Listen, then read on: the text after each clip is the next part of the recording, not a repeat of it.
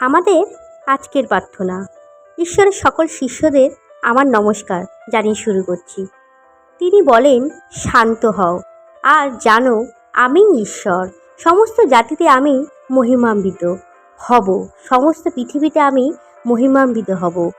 সর্বশক্তিমান সদা প্রভু আমাদের সঙ্গে আছেন। ঈশ্বর আমাদের উচ্চ দুর্গ। এমন একটি দিন আসবে যখন প্রস্তুত হোক বা না হোক, ঈশ্বর নিজেকে সম্পূর্ণরূপে প্রকাশ করবেন। এমন একটা দিন আসবে যখন ইচ্ছা হোক বা না হোক, সব রহস্যই প্রকাশ হবে। এমন একটি দিন আসবে যখন তিনি পছন্দ করুন বা না করুন, তিনি জাতিদের ওপরে উন্নীত হবেন এবং সারা বিশ্বে সম্মানিত হবেন। কিন্তু তার উপাসনা করার জন্য আমাদেরকে অপেক্ষা করতে হবে না। তাকে আমাদের ঈশ্বর বলার জন্য অপেক্ষা করতে হবে না।